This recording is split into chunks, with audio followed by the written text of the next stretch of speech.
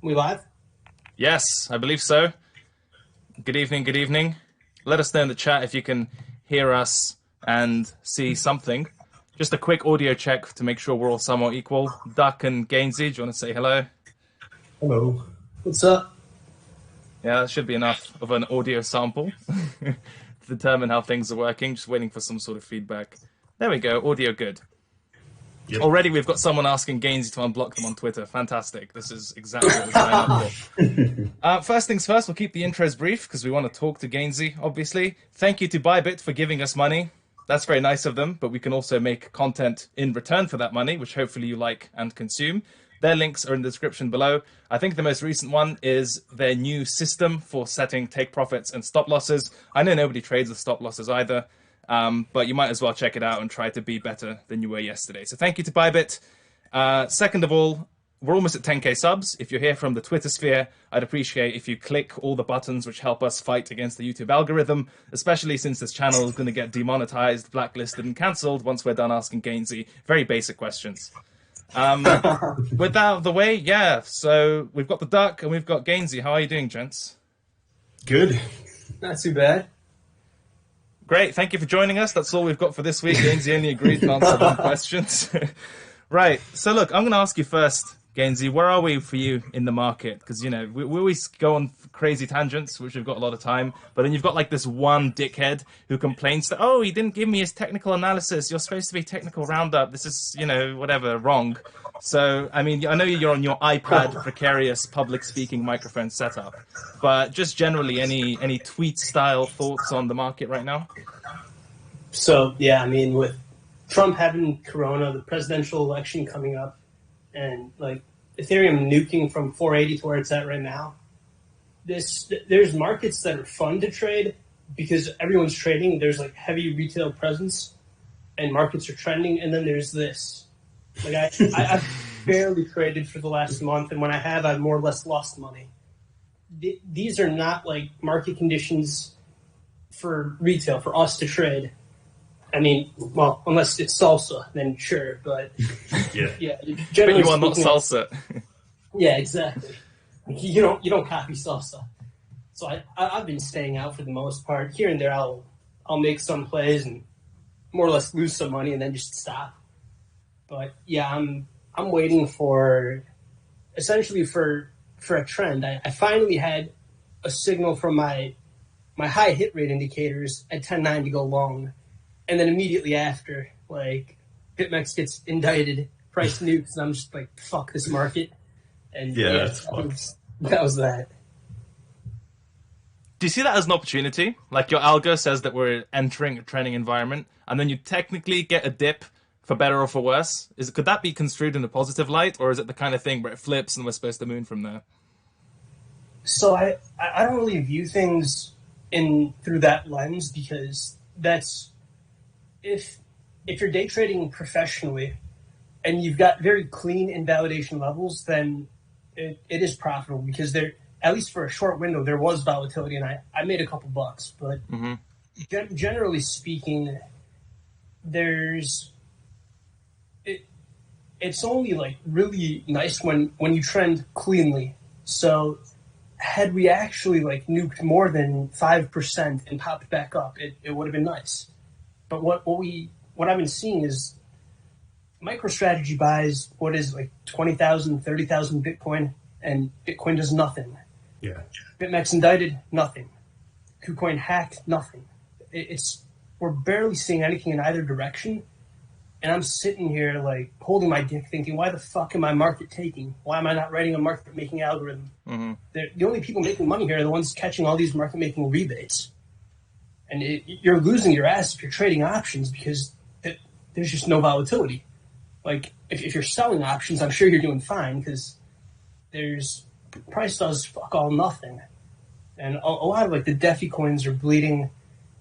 You're looking good if you're in like Monero and Zcash. Those are doing decent, but I don't like trading markets where money rotates. I like trading markets where the market actually grows. And all I'm seeing is like market rotations and dumb money losing money to scams. Yeah, that's kind of what I've seen as well with with the DeFi stuff, right? The traditional markets, or like the traditional altcoins been bleeding, and that money goes into the DeFi stuff. It doesn't really feel like there's a lot of new money coming in, but None. So I wonder when that's gonna happen. If that's gonna happen, like maybe if Bitcoin breaks out or something, goes on a massive run, maybe afterwards. But so far, no interest. I think we're inevitably going to get it with PokeSwap, and I don't know when these ICOs are coming out. There's like Moonbeam's coming, Akawa. I'm not really sure what's even going to catalyze the next leg or how long it's going to take, but it's going to be very transparent when it happens because markets are going to start trending again, and they haven't been for a while. They're not right now.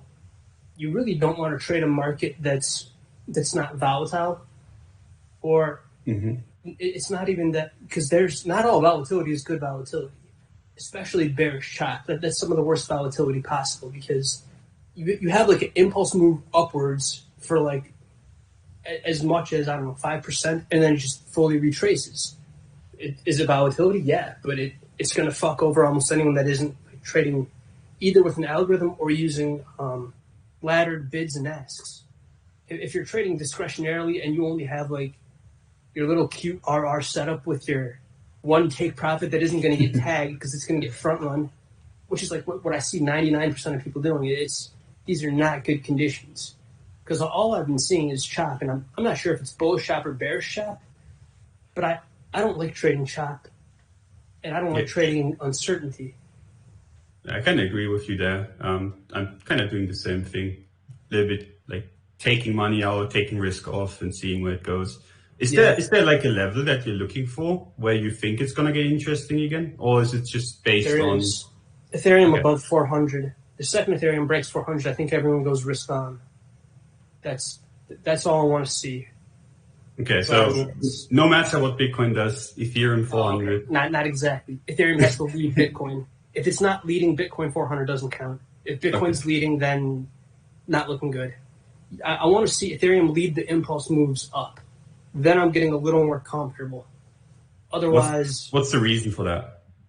It's because if Ethereum's leading, I'm assuming it's a lot of people are going into DeFi pairs, or alternatively, if DOT like pulls in Ethereum and starts leading the market, then people are going into, like, I'm assuming pairs in the DOT ecosystem. So I want to see a catalyst that's based on decentralized finance. I don't want to see a catalyst based on Bitcoin. If Bitcoin's the catalyst and it's running and alts are dying, that's cool. I'm still going to make. Oh, did we lose him? I think we just lost him. Oh no.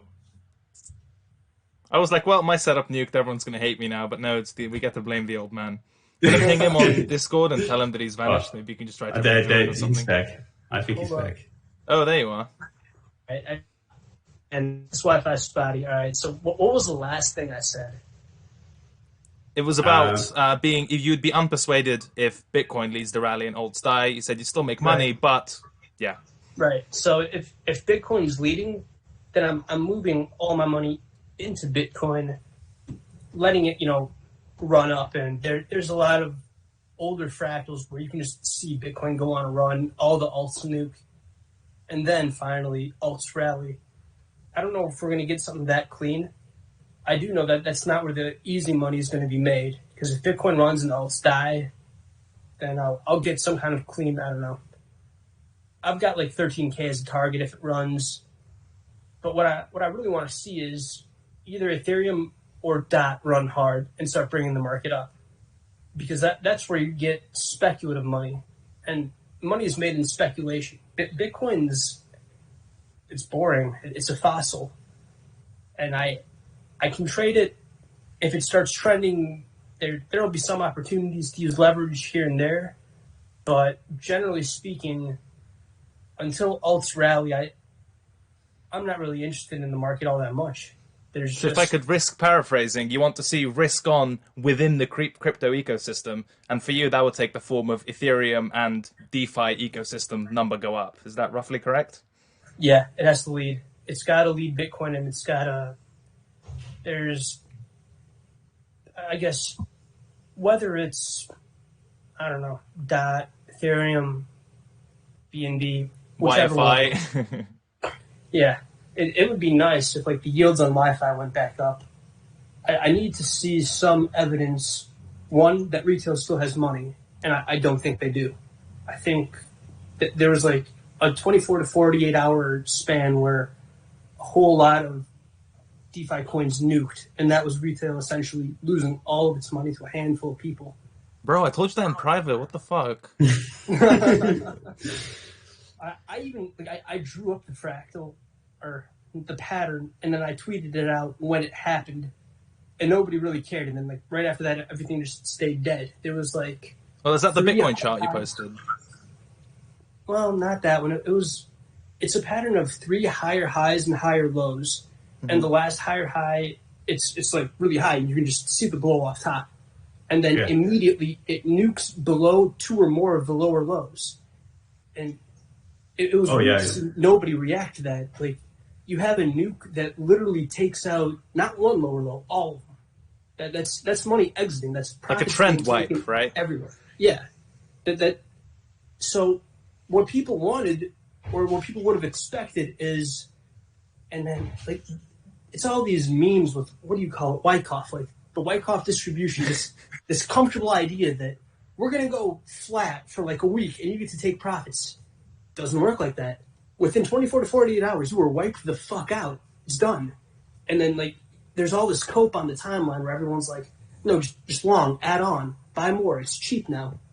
No, fuck all, it's cheap now. It literally just bubbled in front of me. And I'm sitting there like reading my timeline, just shaking my head. Like, did they not realize that there's no, now we consolidate choppy sideways and we hope for a double bubble. But realistically speaking, you just saw a massive transfer of wealth from everyone to a handful of people nuking every single pair in DeFi using, like, because the market mechanics are different. On Uniswap, you have, what's it called, autonomous market making. So that there's like a pool, and you can literally see within the pool how much Ethereum is sitting there. And all these pairs are nuking. We're exiting into Ethereum, pulling the Ethereum out in profit. And like, what do I do right after? Well, I turn it into USDC and withdraw. Like, people are watching me withdraw at every point as we move up. And everyone's holding for like a moon when the multipliers are already like 10x plus. What more do you want? It's strange to watch, but sure enough, everything bubbles. People start buying like bottoms, but now you're going to go sideways for a while. And then on top of it, you've got an election coming up, coronavirus possibly causing lockdowns everywhere else. There's correlations that are on and off with markets. Like gold just went up and Bitcoin went down, and people are trading this with some sort of alleged edge. What fucking edge do you have?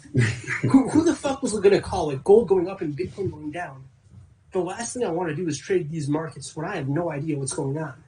That I like trading these really small windows where everyone's on the same page. We're going to buy the fuck out of like these handful of assets. And I'm like, cool, I can buy these. Literally all the money I made on the back of Crypto Messiah. He had to teach me how to use like Uniswap. I had no idea how to do that. So he shows me how to do that. He basically holds my hand and tells me what to buy. I end up buying everything. Then Choke the Hippo's like, at the literal top, he's like, all right, this is where you exit. I'm pretty sure everything's going to nuke. So I sell the top, and sure enough, it nukes like right after. And essentially, that was the end of that window. You had like this window of retail buying everything, farming everything, a bunch of like veggies popping up with massive API yields getting farmed. But now, once retail has lost all this money, they go into coke. So you've got a bunch of people that are drawing down 60, 70%, and they want to make that money back, but they want to make it back at the worst, most inopportune time. Most of these new like DeFi speculative coins, they're popping up as scams, but no one's tweeting out like, hey, I just got scammed. The people that are tweeting out are like... I mean, you are, but credit to you, right? Well, yeah, exactly. And essentially, like the tweets you're going to see are the coins that went up like 10x or 20x, and they exist. Like Core was doing it. I'm sure like a couple others were doing it. There's like a new pre-sale that went out. Polls was doing like a 50x. And you'll see a bunch of those because people are doing victory laps on those. What you don't see is everyone else losing money on literally everything else. A whole bunch of rug pulls everywhere. and essentially desperate people keep putting money into, well, now it's more refined scams.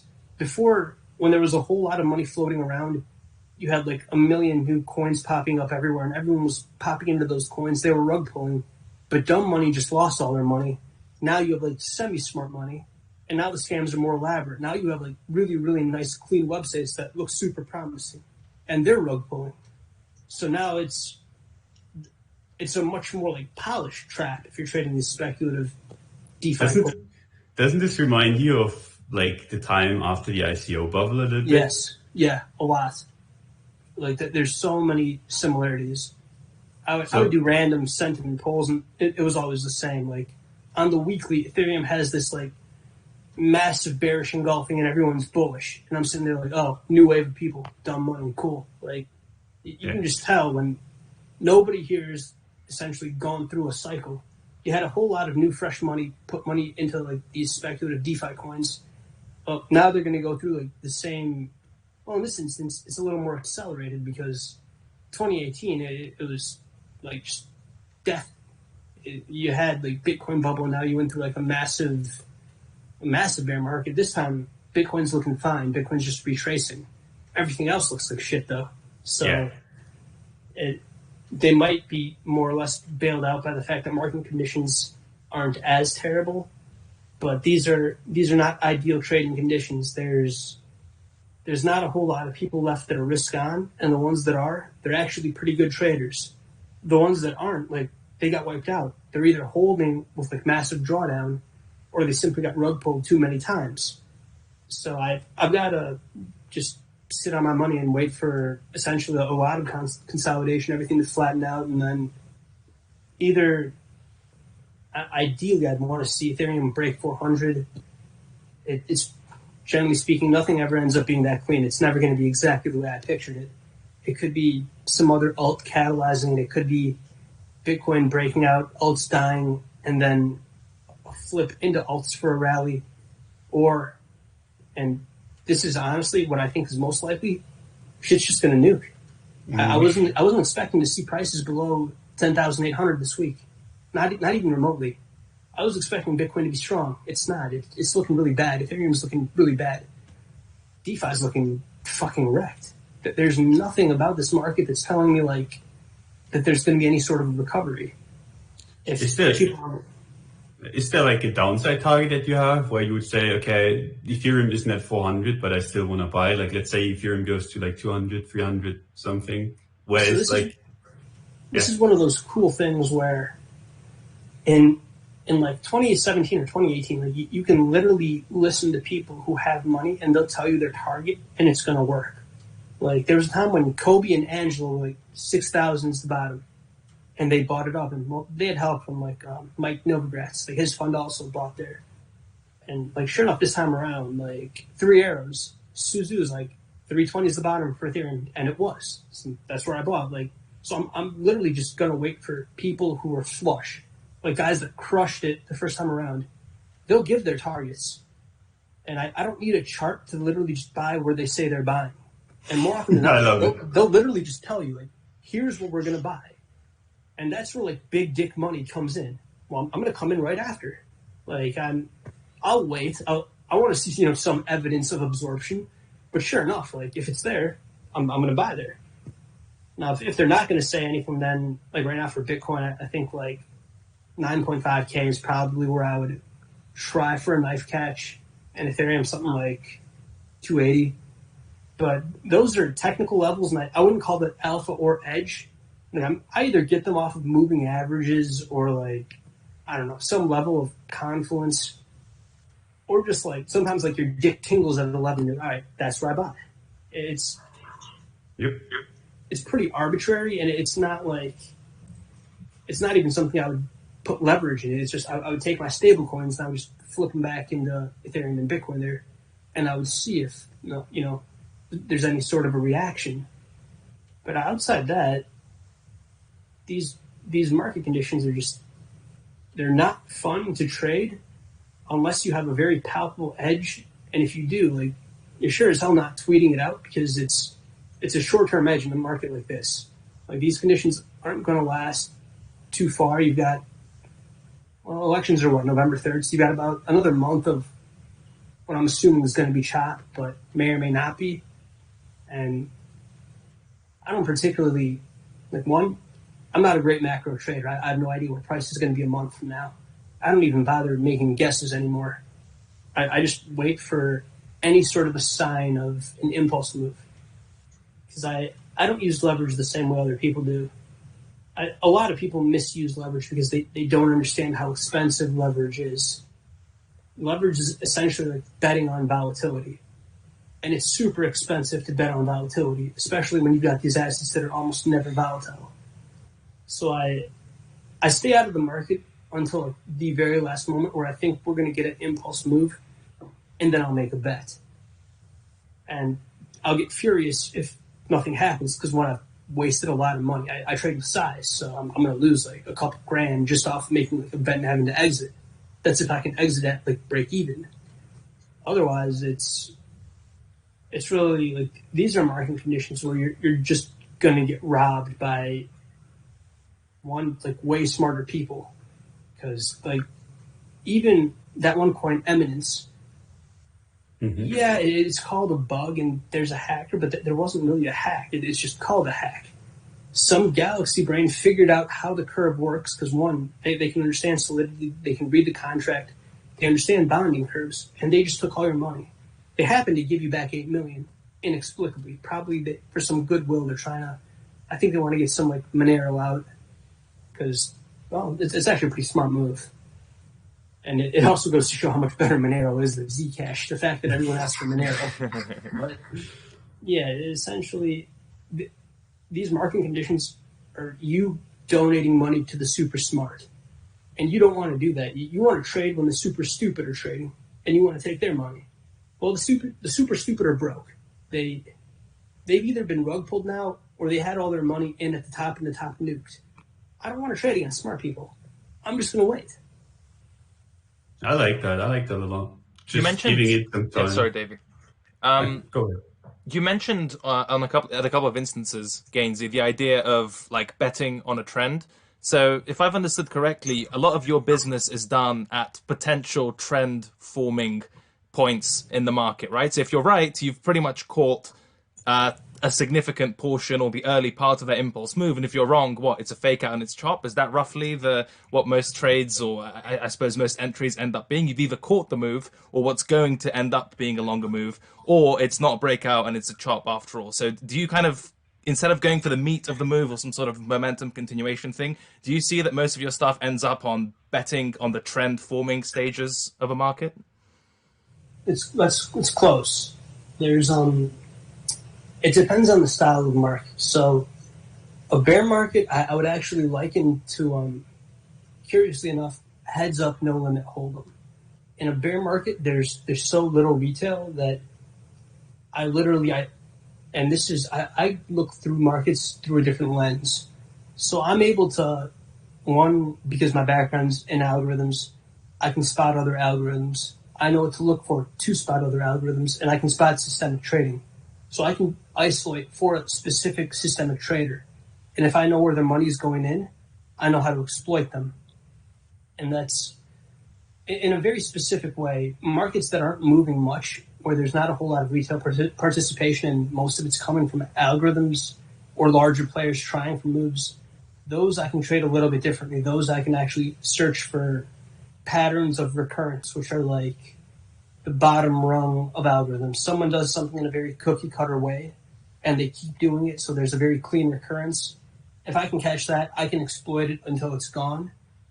Otherwise, in a bull market, it's more like there's very specific patterns and there's systemic patterns, which makes it nicer. Like they've worked historically, they'll still work today, and I can isolate for those. And the break of 10.9 actually happened to be one of them. I was expecting a break of 10.9 to take us to like anywhere from 11.2 to 11.7, which unfortunately got rejected. But even if the catalyst for that rejection was the BitMEX indictment, it's super bearish. When a break that should have taken us to 11.2 or 11.7 gets broken down, that kind of rejection usually leads to a continuation to the downside. So I don't expect us to like pop up anytime soon. But in general, in a bull market, yeah, my style has to do with, one, catching potent alpha, and two, there's this idea of what risk management is, and in my eyes, it's a flawed idea. Like spending 1% of your bankroll on a move or something, that's not how I made my money. That's not how I acquired any form of wealth. If anything, that bet fucking more. It's if you're betting 1%, it's because you legitimately don't know the outcome. If you have actual potent alpha, and I mean like actual alpha to a very high degree of certainty, you know where this next impulse move is going to go, bet fucking big. And I bet huge in those moments. That's why I make a lot of money in small instances. But it's also why, one, the sample size is small. Two, it's not entirely quantifiable. And three, you could argue that it's actually luck. So the second I make a lot of money, I also withdraw a lot of money, because there's no way for me to actually know, like, that was on me. The fact that I make a lot of money, I can't actually say that I literally knew it was going to end up this way. And if it, like a very specific set of events would recur, I couldn't even say that there's a high, percentage chance of that kind of recurrence. So I look for very specific scenarios. I bet extremely big. I bet the house. And when I'm right, I withdraw a lot. And then I just wait for another type of setup. But risk-on setups they're not all that common. And it takes a while to actually catch any sort of potent alpha. In fact, in this cycle, I didn't catch any. I made all my money specifically because, like, Crypto Messiah had to take me aside, and he was like, literally, dude, you're going to go broke. Stop fucking doing this retarded shit. He literally, like, stopped me from shorting Ethereum, told me to long it, literally gave me a list of coins to buy, told me how Uniswap worked. And basically, on the back of his hard work, I made 6-7 figures. That was someone else telling me that, like, the market is risk on, here's what you need to buy, and me just listening. That's all that was. Had he not said that, I wouldn't have made all that much. And then just me trading as often as I did, I knew when the window was closing, because there's some telltale signs. So I was able to, like, keep most of the money I made. And now I just kind of sit tight and I wait for another recurrence of it to happen. But it's one, like, when people ask, how do you know someone's a good trader? That's an impossible question to answer, because there's no static skill set.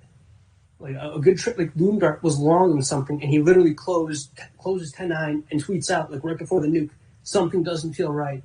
You can't quantify that. It's not something that, like, you learn. You can either trade or you can't. And there's no really clean skill set. All of my entries and exits, specifically my exits, a lot of them are just instinctual. I can read the tape and either something will feel wrong, or I'll just get a sense of, like, here's where I take profit, and more often than not, I'm right. If you're a galaxy brain, you can, like, trade stat arbs, you can trade arbs, you can have, like, high frequency algorithms to where you're not really, you're not leaving a whole lot to chance. Now you're trading pure math, and you're a galaxy brain, you're smart as fuck. But that's not 99% of us. 99% of us are going off of essentially retail type strategies. We're picking an entry. We have, like, a range where we want to exit, and then we have a range where we're going to have stop loss. And our risk is essentially, whatever we make it out to be. Yeah, no, I think that makes a lot of sense. At one point, I really liked, and something that's been under development and always will be, I suppose, in my own personal trading, but a general observation is that when it comes to alpha or whatever, even trade selection, if you want to call it that, people, well, specifically, like, getting an edge, people focus way too much on the actual trade structure. Like, here's where I enter, entry techniques, here's my line, here's how I draw this box, etc. But not enough people look into their, like, sizing and management and just bet sizing generally as a constituent part of your edge, right? And, like, even just like as a levels trader, some levels contextually matter way more than others. So you wouldn't just bet, like, 1% here, 1% here, 2% here. I used to do that all the time, and it's the stupidest thing I've ever done, because at certain points in the market, a break or lack thereof just means a lot more, and the move that will follow will be a lot greater or a lot smaller. Right. And when those things align, that you're really betting on a trend or do or die type of bullshit, that's when bet size should be adjusted accordingly, in my view at least. Exactly. That's to me. That's the single most important thing. I'm for very, very small periods of time. I don't think there's a better trader on God's green earth than I am. But these are very small periods. The reason I'm wealthy is I bet the fucking house in those tiny periods. I will find alpha that no one else has. It's not going to last long, and I'll bet the house on it. The second it's done, I'm trash at trading, and I don't even try to trade. I don't draw I draw out nothing. Like, I'm back to knowing nothing about markets, and I'll sit there waiting to find any sort of amount of potent alpha to where I don't have to guess about a move. It's literally going to take a black swan for the move to come against the impulse move I see coming. That's where I bet the house. And almost always, when I catch that kind of alpha, it plays out the way I think it will. But it's super rare to actually catch that. 2, I'm usually not the only person that catches it. I usually don't even catch it before smarter people. I just milk it for everything it's worth until it's gone. Because markets don't act in like a gradual manner. If there's anything to exploit, which is, in my opinion, how markets move, they exploit it, and they exploit it right away to the fullest extent. The second there's any amount of money that's visibly moving markets, that amount of money, if it's acting systemically, if it's acting in any sort of a way that can be categorized, a market's going to go after it. Markets, they go after liquidity, they go after money.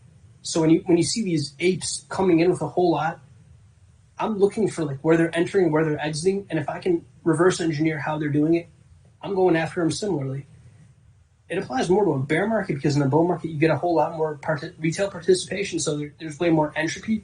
So generally speaking, bull markets are more fun because you're going to get like all kinds of like really nice clean patterns. You'll see an impulse move up, then it'll start either like turning into a pennant or a flag. And you don't really have to think much. You just long again because the continuation is really likely. And those are the markets I like trading.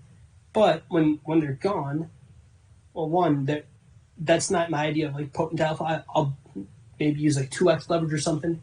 Where I use a lot of leverage is where I've caught like an actual entity. And I know what that entity is going to do. And 2, I'm reasonably certain big dick money knows what it's doing and it's about to go right against them. It's fades where I make most of my money. Like, the second I see someone with money that's getting exploited, I know I'm about to piggyback on top of a bigger player exploiting them, and I'll bet the house.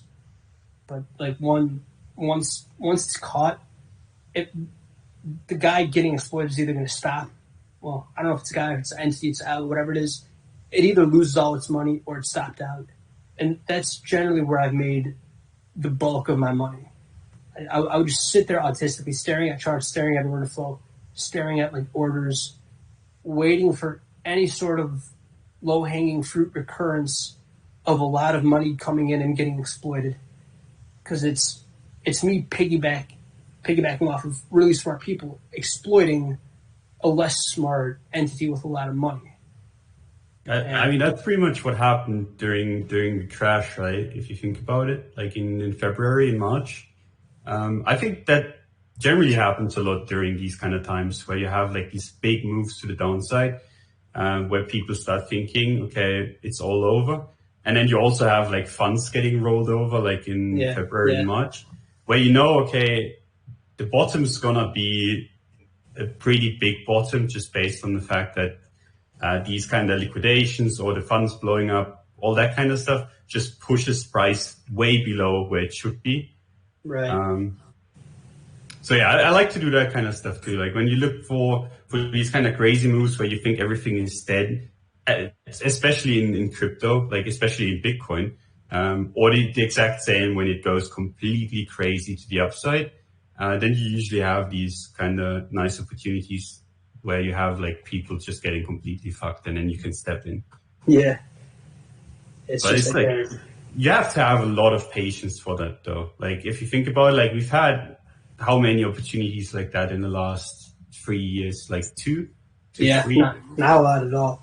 And it's even harder on like, it's a lot easier to long because the way that things will unfold when you're long and you're correct and things break out, you get really clean pennants, really clean consolidations, and then continuations. And on top of that, you usually get all kinds of really nice sentiment, like your follower accounts exploding, everyone's bullish, and it's life in easy mode. Where it gets difficult is where things are overextending and exhausted, because bearish chop is terribly difficult to trade. Like, even if you shorted 12K, it's hard as fuck to hold that short. There's enough impulse moves upwards and enough bullish sentiment to where the last thing you want to do is lose unrealized profit. So holding those shorts, one, it's difficult. Two, even if you caught that short at 12K, well, what are you up right now? What's price at? Like a little over 10K, so maybe 20% or something. It's not that much. Yeah. Like, as a bearish trader, these are the most difficult markets to trade, even if you're good at it. It's stressful. It's a shrinking market. You're taking the money of like traders that made a lot in the bull market, and now they're more or less getting chopped. But it's hard. Like, even when I think that the market's going to be bearish, it's easier for me to stay in stable coins and then scalp bearishly. I don't catch 20% moves to the downside unless they happen right away. And unfortunately for me, that stopped happening entirely.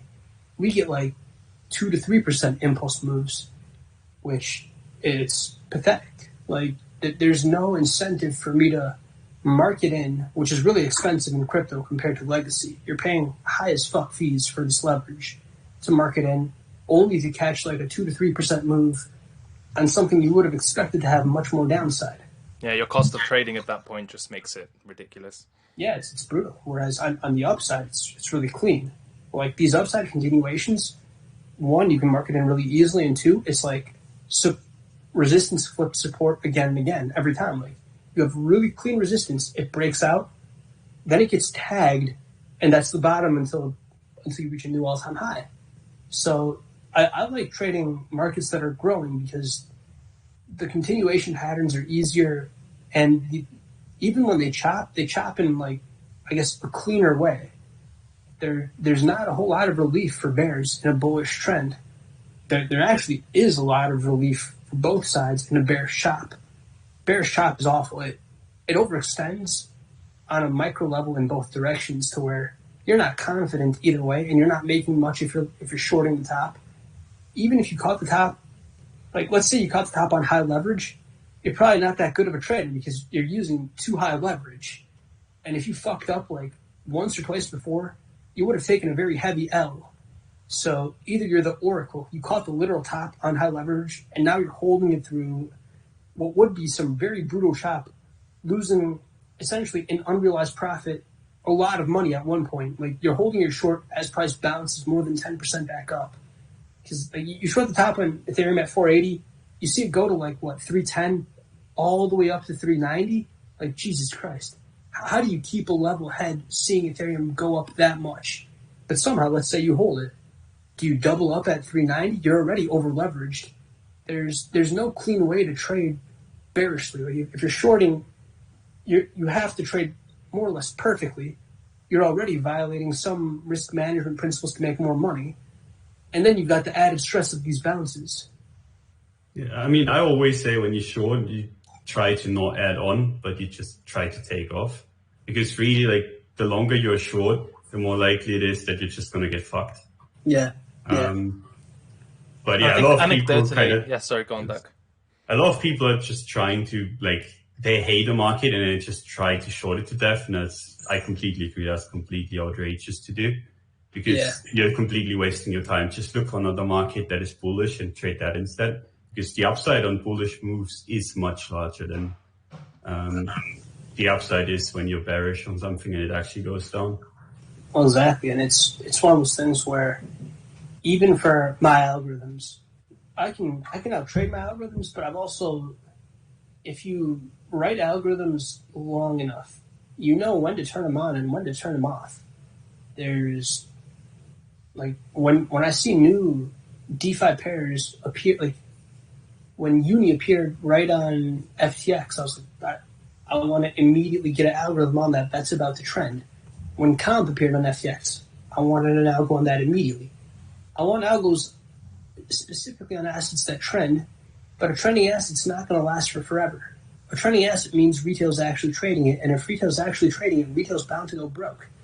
And once retail goes broke, the volatility dies, and it's no longer in my interest to keep that pair on an algorithm because, one, you usually get a really bad spread. The higher the volatility is, the less likely market makers want to leave resting orders close to spot price. So now you're eating slippage in both directions. And then, two, once the volatility dies and the slippage is high, everything goes unprofitable.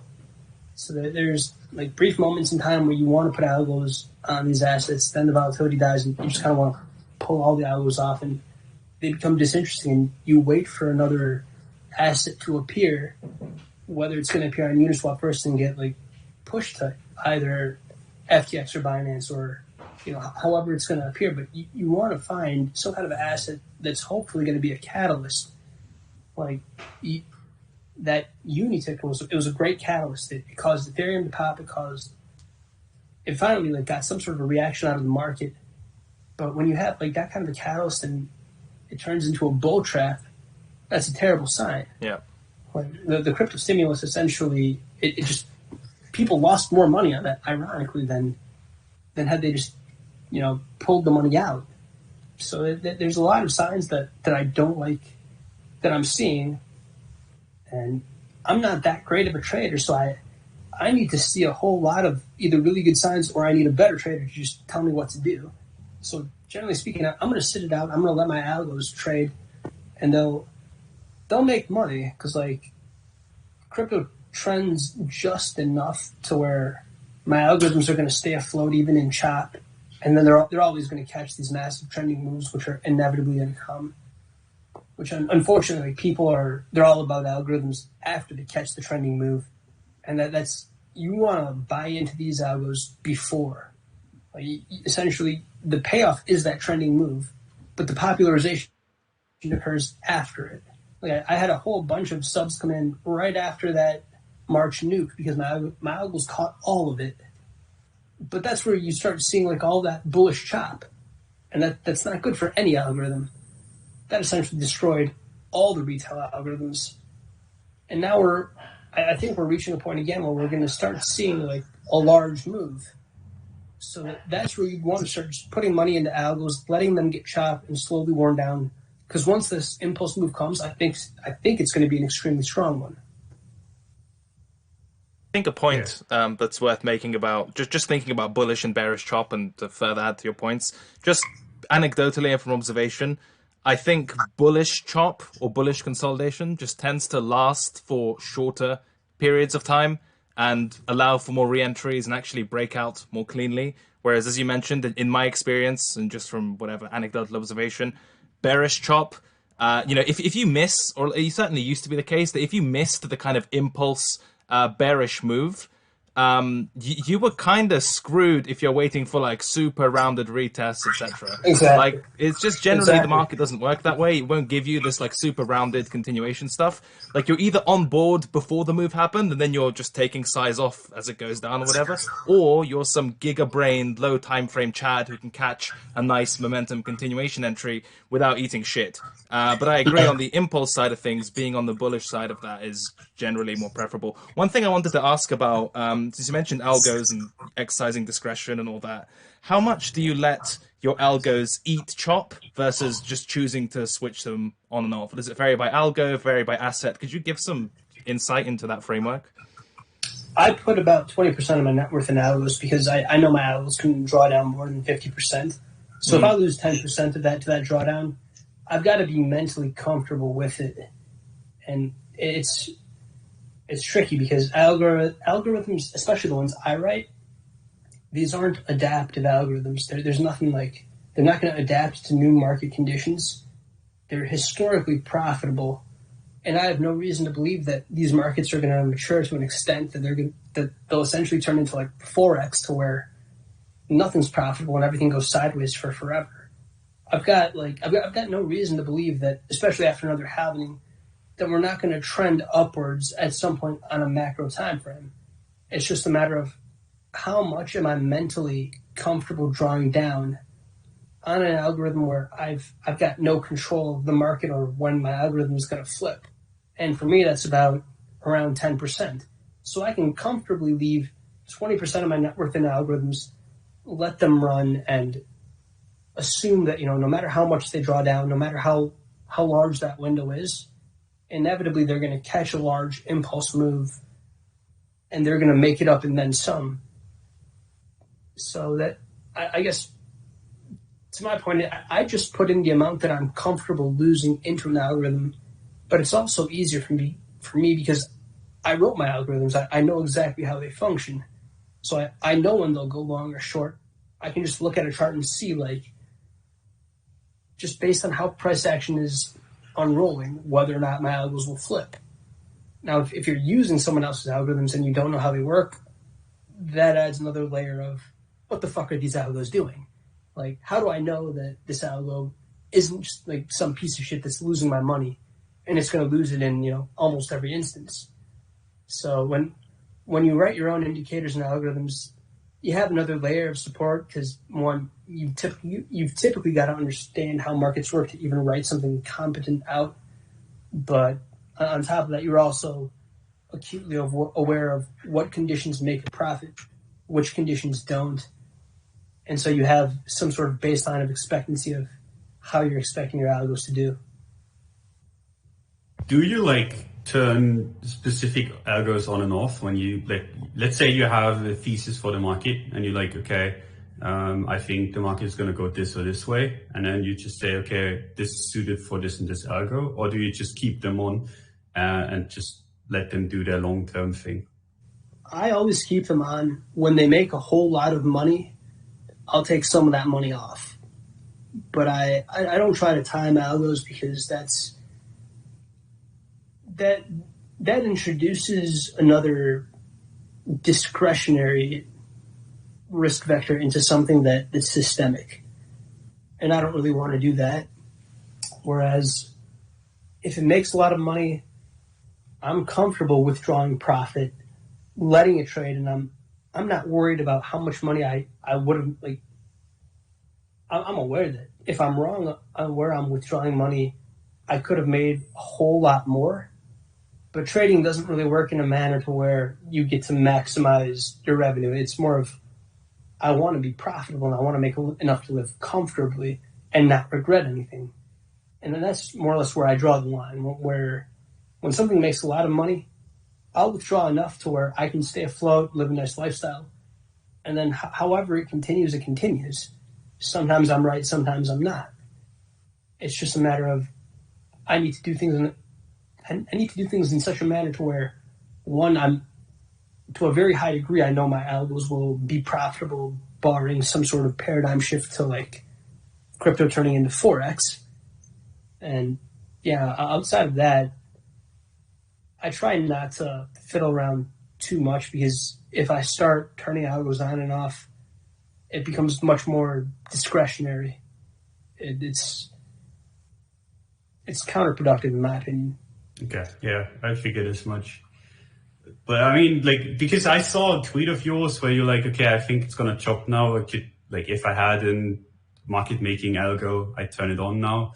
That kind of stuff. I mean, that sounds reasonable to me because oftentimes, for example, in the last few weeks, I was pretty sure we're gonna chop. And if I had access to such a thing, I probably would have done it.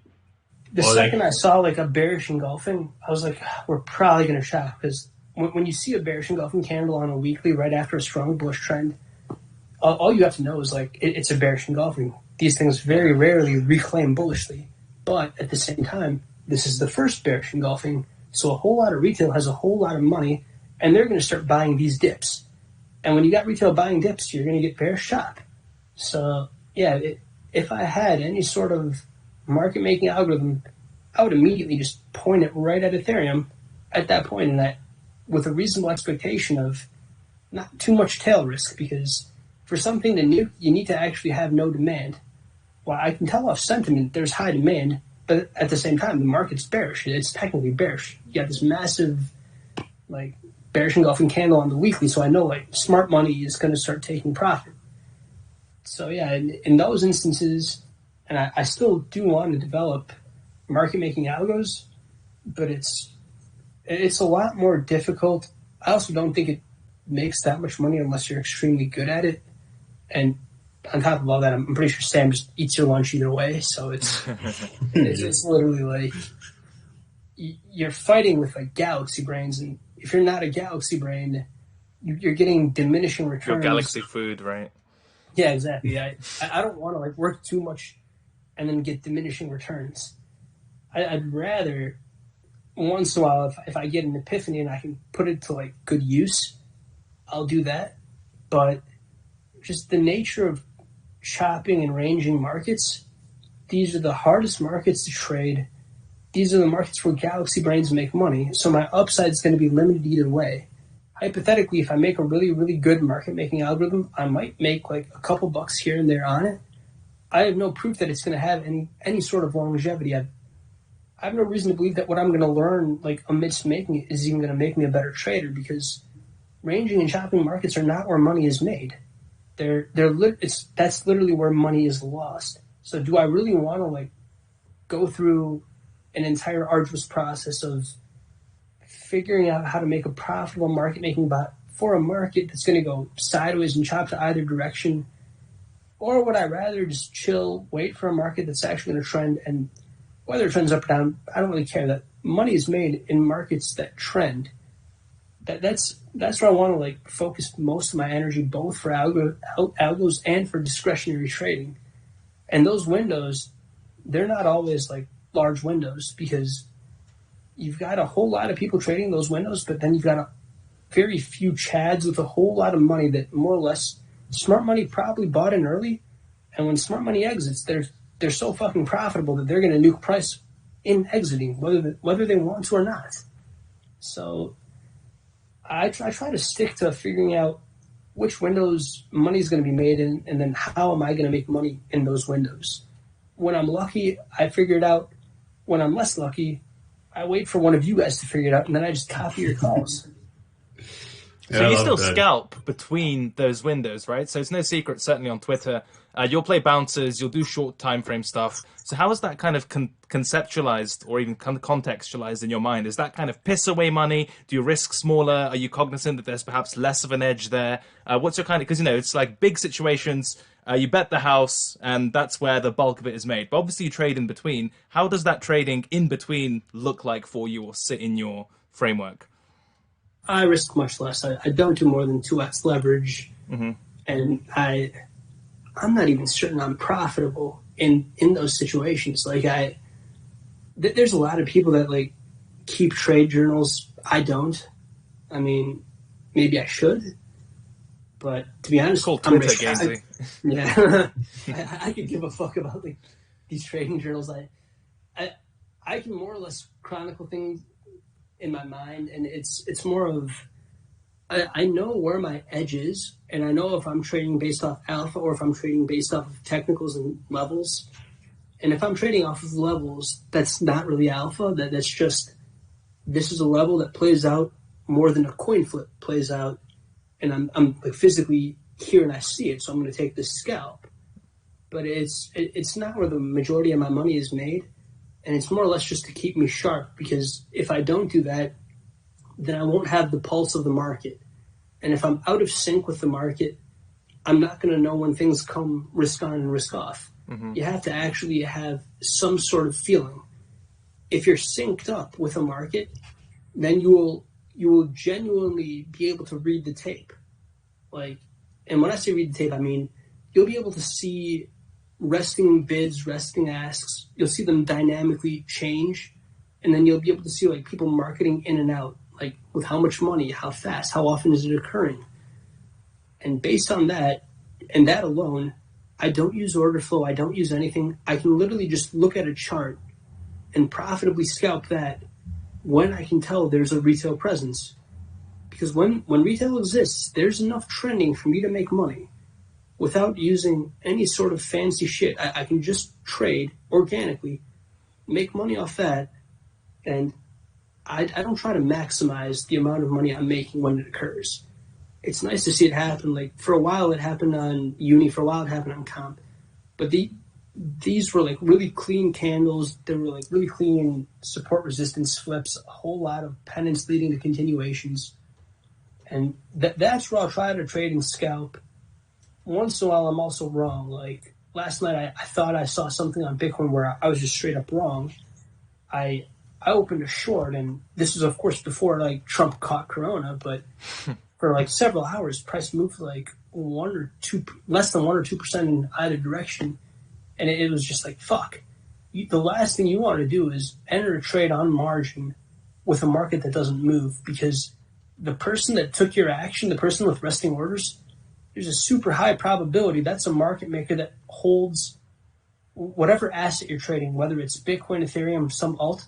One, they hold a lot of USD. Two, they probably hold a lot of that alt, both on margin and on the underlying spot markets that are making up that index. So for them to put you off sides, super easy. You're not trading. You're not even gambling. They're taking your money. It's predatory. There's no like interest in this. In a dead market, you're not having fun. Your money is just being taken by smarter people because you're the retard trading a dead market. And the second I did that, I was like, fuck. There's no momentum. I just shorted Bitcoin, and it's doing fuck all nothing. Retail's not trading this. That's why it's not moving. And a market maker just put me off sides. Their profit's going to be, one, the rebate they're getting off of their resting orders getting tagged. But two, it's also like the delta between where I tagged it and where I'm about to puke the money when it's going the other way. I don't want to trade that. The last thing I want to do is end up either, they might not even be physically present. There's like a whole lot of systemic market-making algos that are just, they'll rob you blind. You don't want to trade markets that aren't moving. That's where smart people take your money. You literally need stupid people trading to make money. Like in terms of like yield farming, someone's got to be the yield. And if you know who the yield is, it's probably you. I remember us talking about it. We're like, where the fuck is this coming from? And it's like, yeah, someone's paying for it, even if it's down the line oftentimes, right? Because it doesn't have to be paid immediately. Someone down the line sometimes pays it. So for example, like, let's say a lot of people buy into Ponzi, right? No one's losing while that's happening. The moment people start losing is when the Ponzi stops working, right? When you don't have anyone new coming in. I mean, even to take it a step further, people keep talking about impermanent loss. I still don't know what the fuck impermanent loss is. Here's what I do know. I know I'm not going to suffer an impermanent loss if I put up my liquidity early and there's more people putting in liquidity after me. But now you have these like dead DeFi markets. Yeah, I'm assuming if I become a liquidity provider, smart people will exploit me and I'll experience impermanent loss. Even without knowing what it is, all I need to know is I will put liquidity in and become a liquidity provider when liquidity is trending upwards. I have no reason to believe it's going to trend upwards now. I'm assuming it's trending downwards because the market's shrinking. So even on something that basic, when people are looking to like become farmers or pick up like some APY, I don't even bother now because there's simply not that much dumb money left. Dumb money went broke. If I start doing that, I become dumb money, and I have no interest in being dumb money. So I'll just sit there patiently in my stable coins and try to punt here and there when I think there's some sort of an opportunity. And even in most instances, even if I think I may have caught the bottom, I don't hold. Like, legitimately, I will sell the bottom in profit because I'm not that great a trader. I don't snipe bottoms. I don't like snipe tops. I snipe situations where I think I'm about to get an impulse move in my favor, and then I close out the second that impulse move ends. The second it starts consolidating because I don't actually know where it goes from there. And the second I don't know where it's going to go, my unrealized profit just turned into a gamble. Yeah, I like that a lot, actually. So you don't even like set targets or anything. You just look, okay, how fast it's going to go, and then you get out. I will set a target there's kind of like, it's a bit of a gray area. If I don't think something's super bullish, I'll set a target because I don't think something's about to like, blast through this massive area. But also, usually a lot of these sites, like in its heyday, BitMEX had so much retail participation that I could just set resting orders like transparently, and there would be enough liquidations to where their liquidity would fill my orders. Now I don't think most of these exchanges have enough retail presence to where like liquidations will actually fill me. So I know people will sometimes set resting orders. I stopped doing that. I would actually rather set a stop market because with my size, if I can't leave a hidden order, I'd rather just stop market into it after an impulse move tags some price. I don't want you to know where I'm trying to take profit because that's what I look for. I'm looking for like, if I'm actually looking at order flow, I want to see where those are and I'm going to front run them. I don't want to get front run and there's not enough retail presence for me to think that my shit's going to get tagged. So I'll either place a stop order where I think the market might hit and I want to take profit. And I know I'm not going to, that's obviously going to get slipped because once that gets tagged, I've sort of got to hope that more money's coming in to like offset how much I'm about to market. But either I'm going to place a stop order or I'm going to not place an order if I think something's so bullish that it'll go past my target and overextend. And where I make most of my money is, in fact, in overextension, which it takes a while to actually understand where overextension comes from and when you can expect to see it. And you won't always get it right. It's just when you do get it right, that's where money is made. And that's actually something that Satoshi Flipper was really, really good at before. Like he would nail overextension on everything. And people were really mad at like, how does this guy keep making money? It's all luck. Like they all hated his like technical analysis. But he kept catching overextension. And they wouldn't. Like they would close out and they would assume mean reversion's coming. And there's nothing more dangerous than trading mean reversion when something's overextended. You're going to get fucked, and your opportunity cost is literally like you retiring to you being like broke and destitute. Nice range. Yeah. Is it fair to say that a lot of those impulse move contingent trade ideas are also necessarily time sensitive? So if you're betting on an impulse move, my understanding is, you need some momentum to kick in sooner rather than later, and yes. there's like a time window to it. Is that roughly correct? Absolutely. Everything is time sensitive. Time matters so much. That's also how I'm as profitable as I am. And that's not something you can teach. It's all time sensitive. It's an ebb and flow. That's why it's organic. That's also why when algos are trading and not humans. The second that ebb and flow is no longer organic, it's not you being a bad trader. It's because it's algorithms, and you're not going to beat algos. When everything happens organically, momentum is very clean. That's why like things like pennants happen, why flags happen. A flag is literally you have an impulse move, and people aren't selling. So like algos will do what algos do, and you'll slowly fill out a pennant or you'll fill out a flag, but it'll fill out really cleanly. And then you can just bet hard, and you're more or less likely to get that continuation. But that's something that only will happen organically. It is time sensitive, and that's also why like you don't see a flag that's longer than the pole. The flag happens to like I don't know what percent of the pole, maybe like less than half, and then you'll break out upwards. But those are very specific instances with like high retail participation that's really clean, where everyone's risk on, and there's no like. Unfortunately, now you even have to pay attention to legacy markets, or legacy markets are not going to impact you negatively.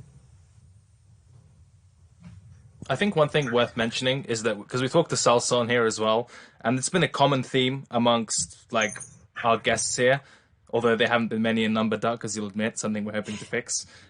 Screen time and just watching the tape or watching the low time frame charts or just being present in the market it's something you can't avoid, and the opposite, if anything, should invest a lot of time into. I think understanding. Go on. 100% of the people not watching. If someone thinks that a fucking candle chart will let them know the actual levels that matter, they're wrong. The levels I put down because I'm physically sitting there watching, and like once that happens. And I draw all these levels out, and sure enough, price reacts. Literally, the impulse move happens on the exact level I drew out. It doesn't coincide with like candles. It doesn't coincide with anything outside of the fact that I was physically present for this price action. I knew where this impulse move was coming, and I knew where it spent most of its time. But also, when I try to reverse engineer it, I can't. So if you think that like you can, rather than sitting there and like actually watching price action unfold, if you think you can go back and use some sort of a tool, and there's a lot of tools. I don't really want to leak out, so I'm not going to say which. There's tools that will let you go back in time, see how much time was spent at each level, where and when. I'm telling you right now, it's not enough. You will still fuck up. If you weren't physically present to watch it happen, you will not know the levels that matter. I drew out very, very specific levels, and they all played out on those levels. Like, the reactions off of them were insane, and it's also how I ended up making some money on the downside.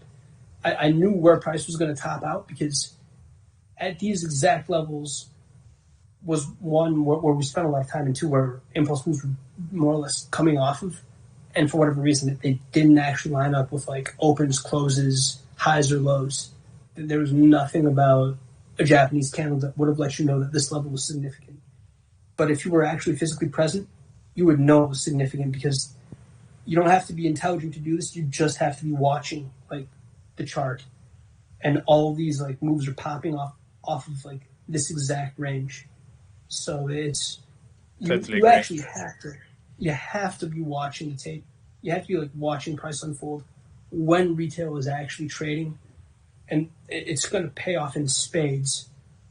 I mean, it's not going to pay off for forever. Like, those levels are important once or twice where you're going to get like massive bounces off them, and then like, yeah, now you can go back to like your SR levels of someone's systemic. I mean, even as a levels trader, if you're not watching like low time frame price action at levels, between levels, like shifts, small subtle shifts in microstructure, like if you're not doing that shit, the chances that you have an advantage in this market, they're just very low. And I think that speaks to a lot of the kind of LARPing style trading you see on Twitter, which is like, oh, I trade for 5 minutes a day, resting order here, boom, boom, you know, out for 50R. It's like, it's just not how it fucking works. All the good traders I know are properly bloody obsessed with price at one point or another, or in most cases, always. Right? It's not none of this like, okay, I've cracked it, resting order, boom, boom, you know, that's it, I'm done, see you next week. It's a fiction, but unfortunately, of course. I mean, and that's why you have like these assholes like the LARP of all streets. Dude, this fucking retard's like, at $7, he's like, I'm short Link. Well, that's the literal bottom where Link goes from like 7 to like 20. And then he's like tweeting shit out like, oh, it's a good thing I bought Link for YFL. You cocksucker. I was in that coin. I was in the Discord first. You weren't even in there. Like, these dudes selling newsletters that are like, I don't need to watch levels. I can just look at the macro on a high time frame. No, the fuck you can't. That's not how trading works. That's not how market works. That's not how alpha works. You're robbing people blind.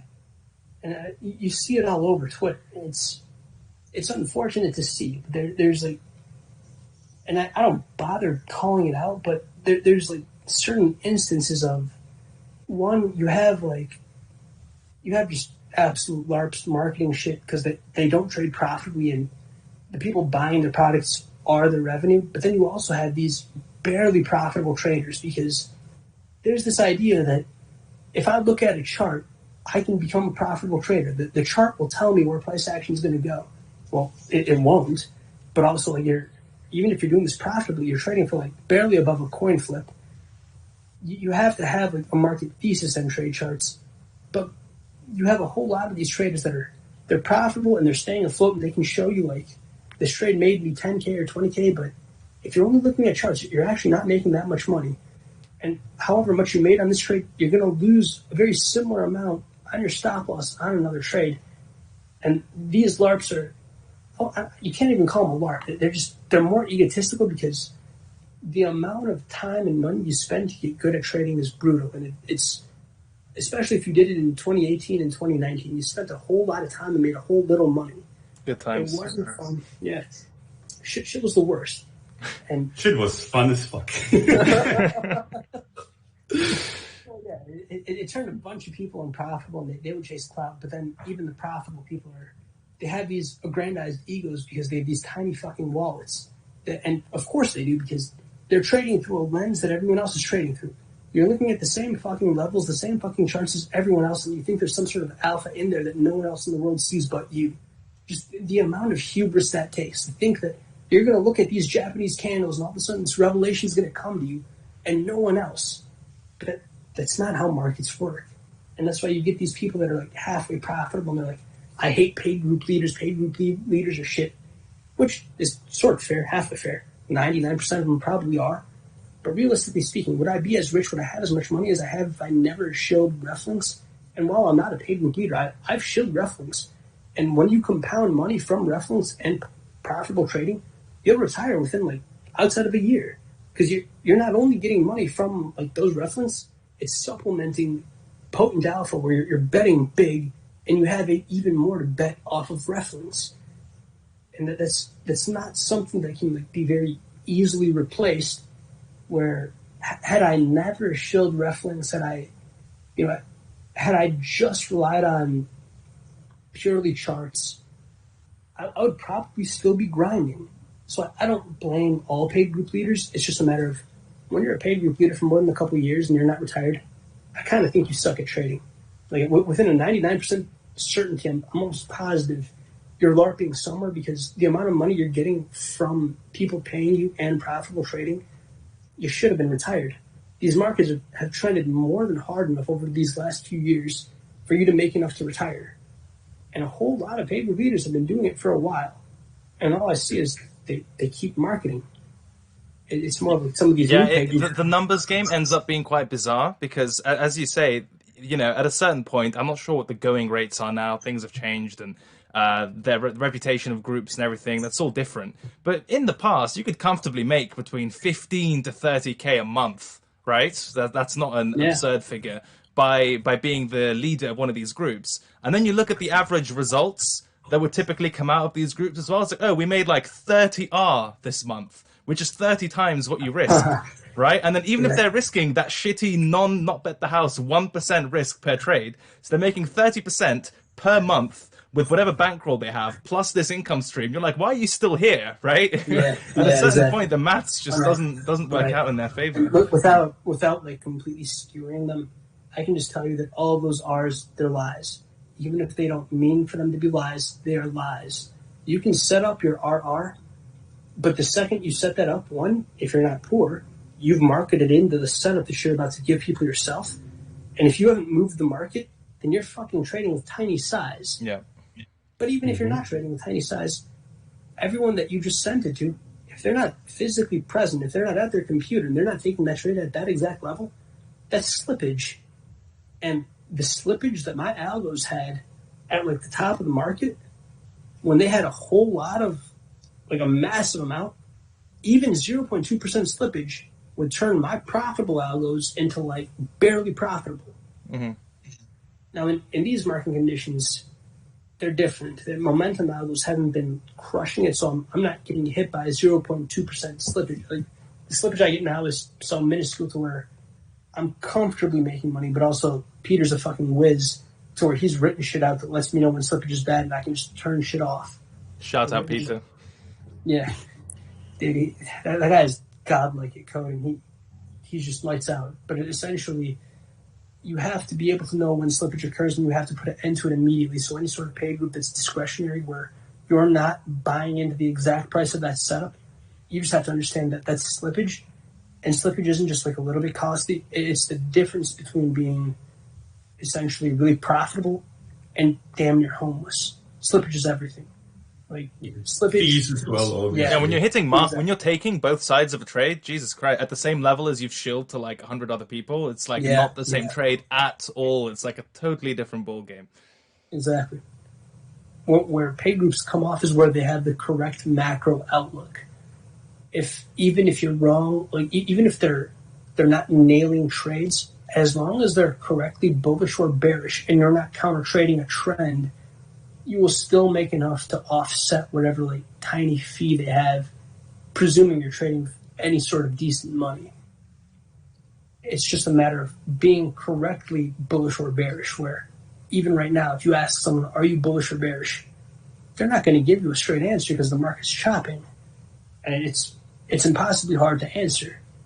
Like I don't know if I'm personally in stable coins, which makes me bearish. It's also one of those things where if you're not being in a trade means you're in a trade. No, you fucking dipshit. You're always in a trade. If you're in stable coins, you're short crypto. If you're in crypto, you're short stable coins. There's no such thing as not being in a trade. No matter what you're doing, you are in a trade by the nature of how these things work. There's no middle ground. I'm out option, yeah. Yeah, exactly. It's just the nature of crypto.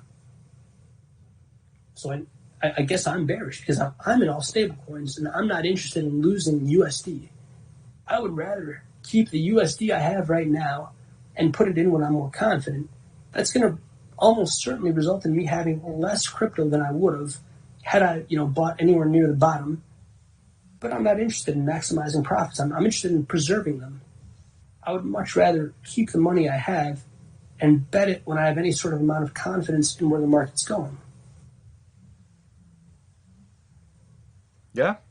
I mean, that makes sense to me. I agree that you can't kind of opt out of the system. Even if you're, say, 1 times short hedged on inverse futures, you have to kind of buy back that position at a certain point. And depending on how price moved, well, you have the obviously the cost of trading at that point, but also you're either getting more Bitcoins, as in the value of that Bitcoin you locked in is either higher or lower depending on where the market moved, right? So you can't just, same with stable coins, you're either buying more crypto with those stable coins in relative terms or less, right? You can't just appear invisible like on Steam or something where you're just kind of out and then you choose to come back in whenever you deem fit, unfortunately. And do you it think matters. Do you think that that kind of attitude of preserving capital is different when you start out? Because for me, it's kind of turned from, okay, I want to make money to I want to preserve money. And then as is the first goal, but it wasn't when I started out. When I started out, I wanted to make money and that changed. I think it's partly to do with how good you are at trading because you're just can naturally be good at knowing when the market's risk on and risk off. And when the market goes risk on, you're just going to go, I want to make money. But the second part of that's how large your bankroll is.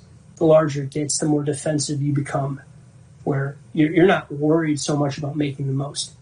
You're going to make enough from a single trade. Your single trade is essentially someone's yearly salary. So you're not worried as much about sniping a top or a bottom, whereas you're comfortable where you're at and you're good enough to trade to know that you're going to continue growing. But you want to do things in a manner to where you're mentally not stressed. It's literally just because mental stress is going to lead to exhaustion, and exhaustion is going to lead to bad decision making. And really, you want to just comfortably trade, make a very similar income to what you've been making, but also just live comfortably. I don't know if everyone has some sort of target where they're going to stop trading, because if you trade profitably, it's hard to stop. It's just a matter of you don't want to care enough about the trades you're into where when you wake up, you've immediately got to pick up your phone and look at the price, and your attitude's going to change based on what the price is. If you're trading enough to where you're not going to, it's not going to matter more or less to you. Your dopamine levels aren't going to be severely impacted about where the trade is. And when I went through really severe drawdown in 2018 and 2019, it was the exact opposite. I wanted to make that money fucking back immediately.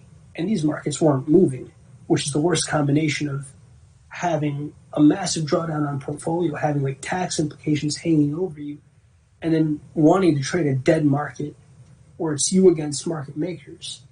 That's the last place that you want to be, because that's where you're going to get eaten alive.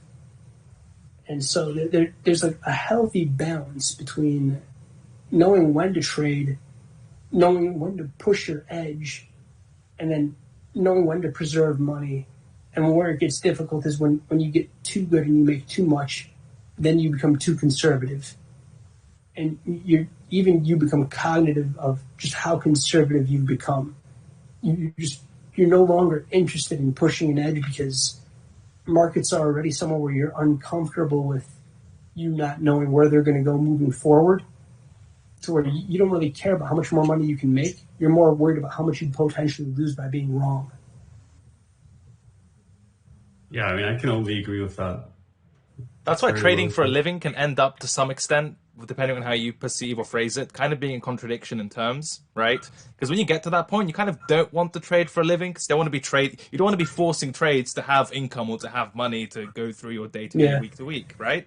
You want to be kind of dodging bullets, and then when you see an opening, bet big and use that capital that you've not dwindled away on shitty trades to make a shit ton of money, right? So I think a lot of people kind of end up idolizing the wake up, trade, low time frame, high time frame, this sort of constantly trying to extract whatever grind from the market, but it's not always the most reasonable thing to do, depending on your circumstances, of course. I mean, there are points in crypto where, again, everything's trending, all season, shit's going mental. You're almost an idiot for not getting involved, especially because you know that volatility is going to fall off and you'll be holding your dick, for like whatever period of time. But I think on a net basis for you and your lifestyle, etc., I agree that, I mean, trading for a living shouldn't just mean constantly trying to find a trade. I think there's a big difference there. That's why I think in general, like the trading for a living thing is very dangerous. I mean, it's kind of rich coming from me because that's how I started out, right? But like, if you're in a position where you're worried about paying rent, if you're in a position where you're worried about like all these like real life factors, like just about survival pretty much, I don't think you're in a good position to trade well. Yeah. Because like you're gonna take shit trades, you're gonna try to make like your rent or like whatever, set arbitrary targets to whatever you 5% a day. I'll be Jeff Bezos in like 2 months. Or whatever, right? Yeah. So whenever you have that kind of situation, when I hear from people like, okay, I've made some money in the last 2 months and now I want to go full-time trader. I'm always a little bit worried hearing that because I know exactly like you can be lucky for 2 months. Well, it's also it's not how it works. It's like there's a handful of people trading and a lot of people coping, and this idea of like old person traders doesn't work like that. If you're old and you're trading, you're not a trader. You're a marketer. You've never. Listen, that beef jerky tastes fucking great, Gainzy. Okay, come on, man. Yeah, exactly. That's why you got Peter Brantley selling fucking beef jerky. If I've ever seen an unprofitable retard in my life, it's that guy. It's insane. This idea of like he'll draw these like 70-year-old patterns, thinking like, I don't know what he thinks. I don't know if he's capable of thought. I don't know how he has all these followers. Well, actually, I do know how he has the followers because people have already caught his tweets like being recycled. He has a script that just retweets like old tweets and they get engagement. Which I mean, it's fine. He's a great marketer. More power to him. But there's no such thing as old traders. If you can trade and you're any good, you're gonna get like renowned for trading. You may or may not get a fouling. You're possibly gonna start a paid service, and then the supplement that you're gonna make off that paid service is gonna retire you more or less quickly. You may or may not keep the paid service, but you're not trading into old age. Trading into old age is unsustainable. It's too stressful. It's something that nobody should end up having to do. If you're any good at it, you're not even going to be trading for a decade. Below a decade, you're going to retire. And if you can't, that's kind of your red flag of you're not meant to be a trader. But that's just my opinion. I think that's reasonable. And also, to Don's point about forcing trades for rent, etc., this is kind of the not so pleasant elephant in the room, but having money, being wealthy, or being financially comfortable, whichever term you want to use, is an edge in itself, in my view. Massive. I mean, yes, there is a kind of inverse kind of counter argument to that when you're then trading with size, that comes with its own disadvantages. But I think overall, having that financial backing when you're a trader is a fucking edge in itself. And you will always outperform the little, the smaller traders with 0.1 trying to make it into 50 and forcing every trade and grinding for, 1K, 2K rent, whatever. It's just not a contest in my mind.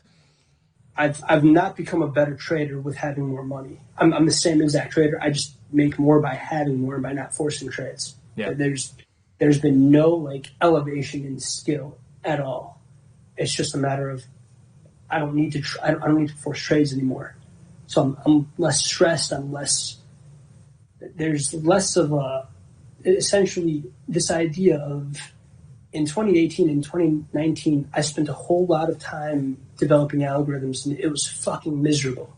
Like a lot of these OGs will relive their 2013, 2014, 2015 moments. I'm like, fuck off. 2018 and 2019 were hell. I mean, that's where I learned how to trade. none of that was fun. Like, it's not like one of these Chinese fortune cookies of like the journey is more fun than the destination. Fuck yourself. No, it's not. The destination's fucking awesome. I'm rich now. I'm comfy. The journey was not fun. Waking up, and like, I would wake up and I would just start day drinking because like shit's moving 1 or 2%. Fuck, am I gonna like be staring at these charts where it's depressing as fuck with tax implications hanging over you? That's where a lot of us learn to trade, and that's how we like know different market cycles. We damn sure know when people go risk off. We see volatility die and we're like, oh shit, here's a million different fractals and patterns that we've seen for the last 2 years. We're not gonna fuck this up again. We literally like we're seeing the tape slow down and die. We're seeing like an impulse move immediately reject. Well, shit, we've seen so many of these that it's not going to catch us again. But it's also where, like, we might miss a risk-on moment where I completely, like, I was shorting Ethereum from, like, 275 to 320 before Messiah stopped me and I flipped long. And that's where, like, it's actually one of those moments where funding stopped being alpha. Like, you couldn't counter-trade funding because it was no longer ranging. But it's also where, like, a lot of us learned how to trade became less useful. It just decayed because we learned how to trade where there were no trends. And now, once you get a little better, you just kind of learn, I just want to trade when there's trends, and when there's no more trends, I don't want to trade. I agree. I think my version of that has been focusing my trading on like do or die / levels that really, really matter. Like your ETH example is a really good one for my system. Like the month or the period before that weekly engulfing, I was just punting intraday longs for the most part and getting rewarded. I'm like, oh, this is great. So we're above much money off your support. calls. I remember that. You were there you go. There's proof that I can get one call right a year. Gainzy said it on live stream. Like, it wasn't like a little bit. You were nailing the actual bottom every time. Yeah, it was terrifying. I didn't know what the fuck. I knew that was the top. Also, I knew that was the top of the market. So I'm like, I'm on the. God, you made me so much those 3 weeks. Dude, I knew that was it, right? I even commented, I'm like, look, I'm nailing public calls and I'm crypto cred, the shitty educator. These two things don't align. The market's going to fucking die. And it obviously did.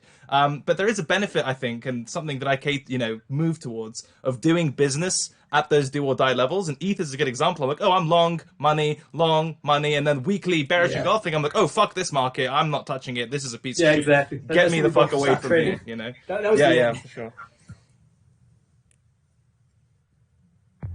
I want to round off with, you've been incredibly generous with your time. We'd love to have you back, of course, if you don't mind in the future.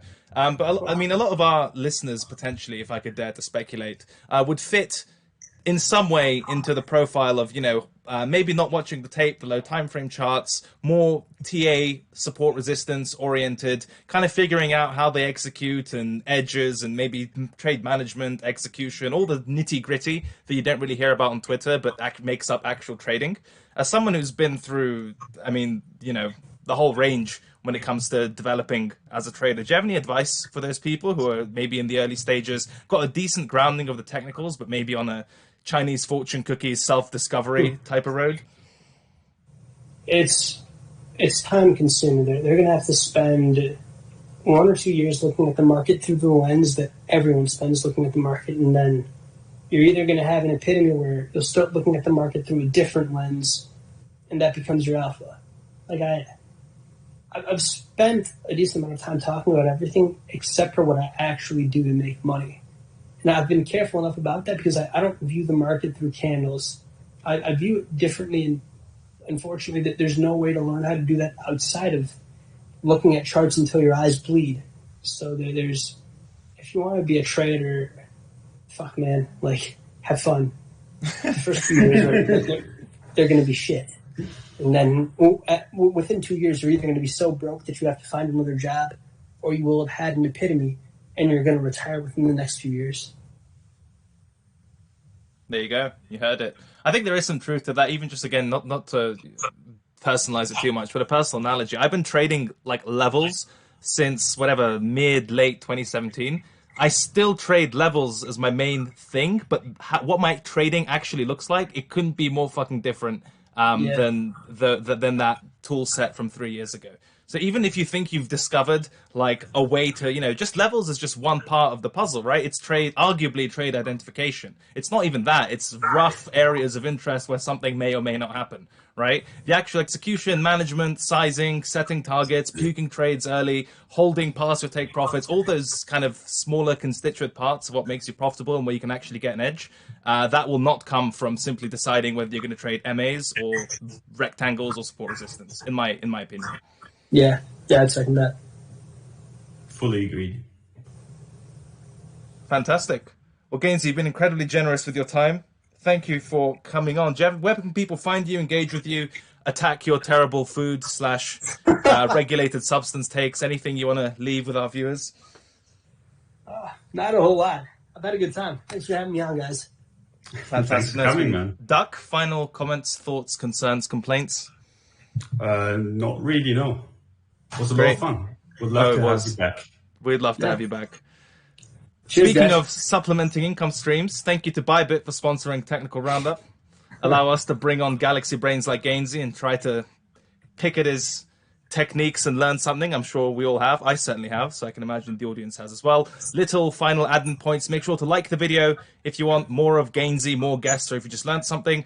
We're almost at 10K subs. Subscribe to the channel. It would help us out a lot. And we will see you on Monday. Thank you very much. That's all from us. Gents, thank you for your time as well.